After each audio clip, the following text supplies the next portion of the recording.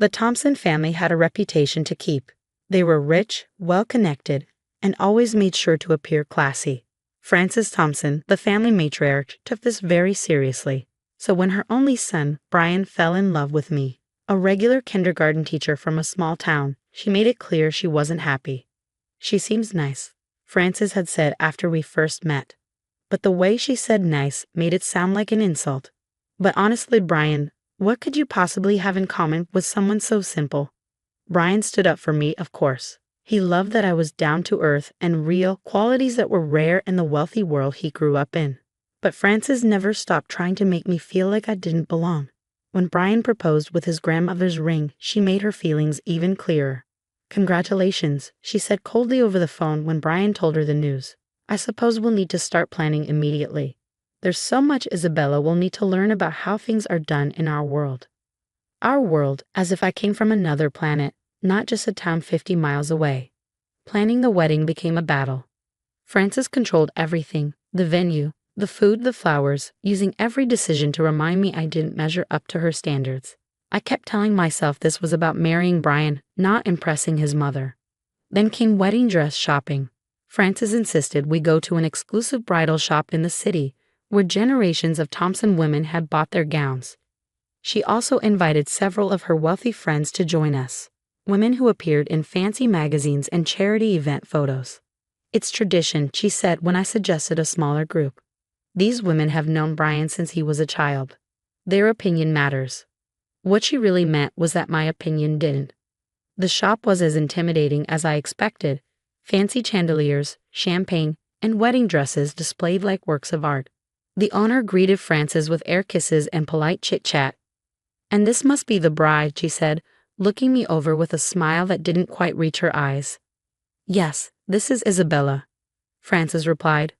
"We'll need something that flatters her shape, maybe with sleeves, and nothing too trendy, something classic to elevate her natural simplicity."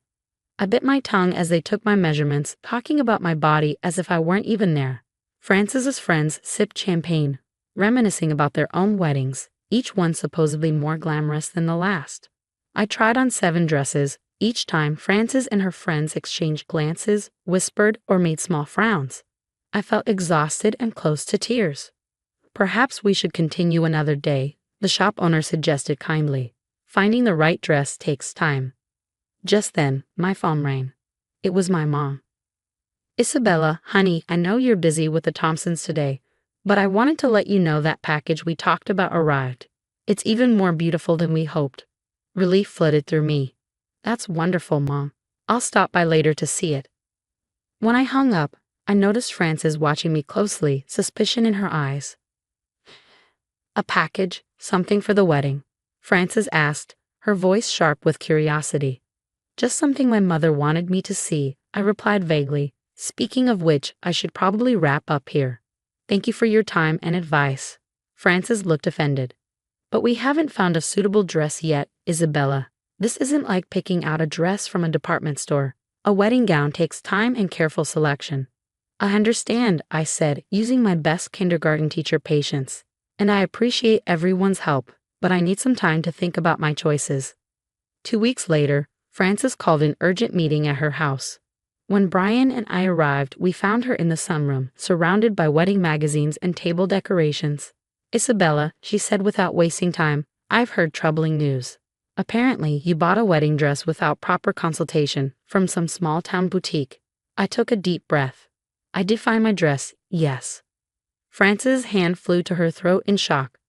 "But we didn't approve anything. The bridal salon was preparing a new selection for our next appointment." "I appreciate that," I said calmly. "But I already found something I love." Frances forced a smile. "Well, I'm sure it's nice. Perhaps we can have it altered to make it more suitable." "Where did you find this dress?" "My mother found it, actually." Frances exchanged a knowing look with her friend Beatrice, who had apparently been called in for backup. "I see. Well, that explains a lot," Frances said.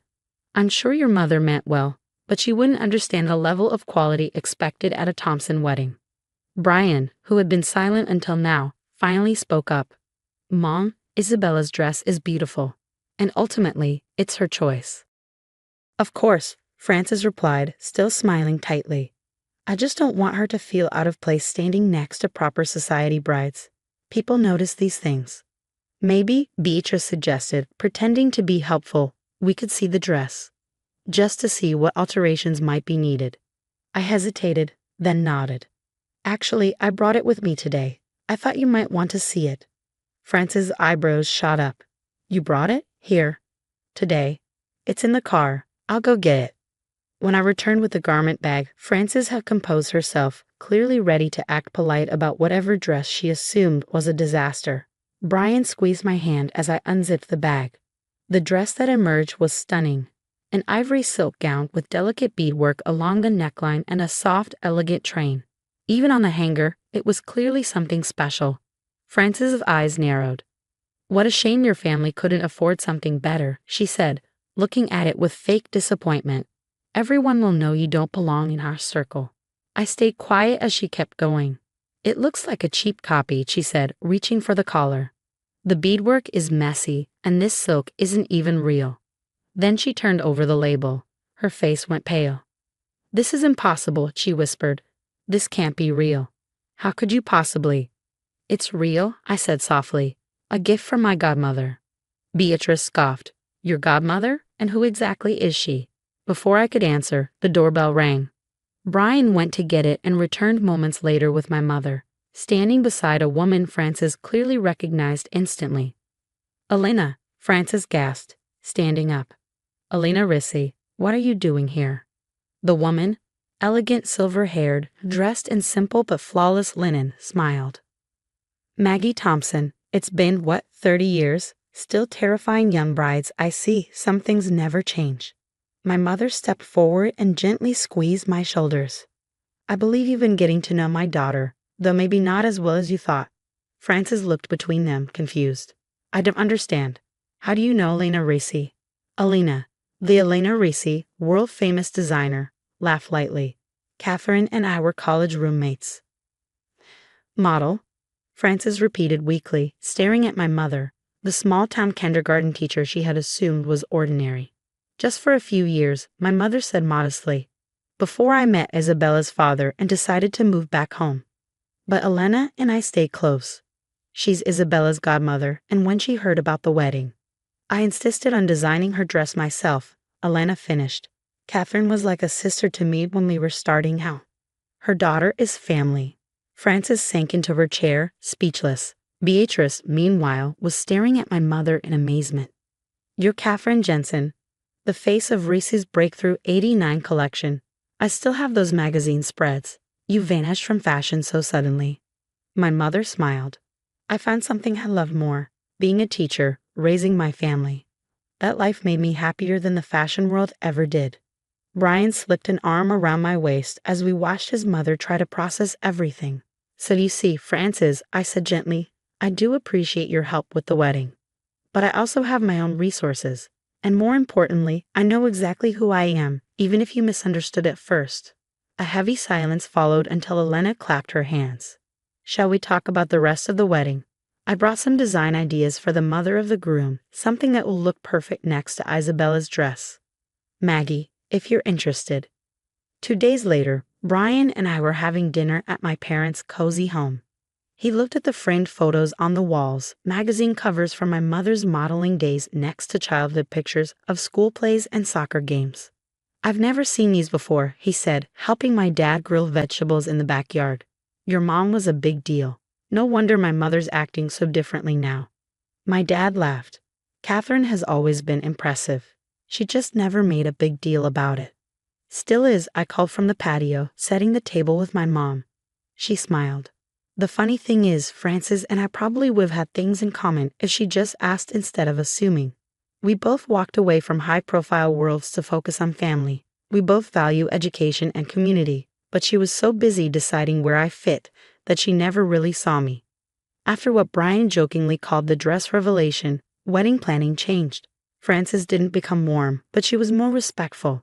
She asked instead of demanded and even accepted my mother's help, especially after realizing my mom's old connections included more than just Elena Rissy. On my wedding day, as my mother helped me into the beautiful dress that had caused all the drama, I thought about how this experience had unexpectedly given me something special. It had connected me to my past and made me even more sure of who I was. You know, my mother said, adjusting my veil, I wore the most expensive gowns in the world. But I never felt as beautiful as I know you will today. Because today, you're marrying for love, not for appearances. As I walked down the aisle toward Brian, I caught Frances's gaze in the front row. But for once, she wasn't focused on appearances or status. Instead, she had tears in her eyes as she watched her son's face light up. At the reception, Elena gave a toast that summed it all up. To Brian and Isabella, and to the two families joining today, may you all discover, as I have, that true elegance doesn't come from labels or status, but from kindness, authenticity, and looking beyond first impressions. Francis, surprisingly, clinked glasses with my mother at those words. Later, as Brian and I danced under the stars, he whispered, "You know what my favorite thing about your dress is?" "What?" I asked, expecting him to mention the beadwork or the fit. That underneath all that designer magic, it's being worn by the same down-to-earth kindergarten teacher I fell in love with, the one who knows exactly who she is, with or without a fancy label. I kissed him, grateful to have someone who had seen me clearly from the very start, something his mother was only now learning to do. 6 months after the wedding, Frances invited my mother and me over for tea. This time, she skipped the fancy drawing room and led us to a sunny patio instead. She seemed different, less formal, almost nervous. "I've been thinking a lot," she admitted, "about first impressions, about how we show ourselves to the world, and what we choose to hide." My mother and I exchanged surprised looks as she went on. "Catherine, when we first met, I assumed things about you based only on what I saw. I never imagined your past, and I judge Isabella the same way." She hesitated, then took a deep breath. "The truth is, before I married into the Thompson family, my background was more like yours than anyone knows. My father owned a hardware store. I worked as a sales clerk to put myself through college." We both stared at her. Frances Thompson, who always acted like she had come from old money, had actually worked her way into high society. When I met Philip, I wanted to fit into his world. I studied how the right people dressed, spoke, and entertained. I erased my past so completely that even I started to believe I had always belonged. She looked at me. "When Brian brought you home, Isabella, I wasn't seeing the wonderful person who made my son happy. I was seeing my old self, the part of me I had spent years trying to forget. I was afraid he'd expose the truth I still struggle with." My mother spoke gently. "We all change over time. There's nothing wrong with that." Frances shook her head. The mistake wasn't changing. It was looking down on others for not fitting into the world I forced myself into. She reached across the table and placed her hand over mine, something she had never done before. "I hope I can be a better mother-in-law moving forward, and maybe, in time, even a friend." On the way home, my mother and I tried to make sense of what had just happened. "Do you think she really meant all that?" I asked. "Yes," my mother said. "Sometimes people don't see themselves clearly until they see a reflection in someone unexpected. Like a kindergarten teacher wearing an Alessandra Ricci dress," I joked. My mother laughed. "Exactly, but the dress didn't change who you are. It just helped Frances see past her own judgment. And that was the real gift, not the designer gown or social status, but the reminder that our worth isn't tied to a label, whether it's on a dress or a family name." A year later, when I found out I was pregnant, Frances was one of the first people we told. She hugged me tightly, without any of her usual concern for appearances. "This child," she said with teary eyes, "will have the best of both worlds. Thompson determination, Jensen creativity, and parents who know the value of being true to themselves." As we left that evening, Brian squeezed my hand. "Who would have thought a wedding dress could change so much?" "Not the dress," I said with a smile. "The choice to look beyond it.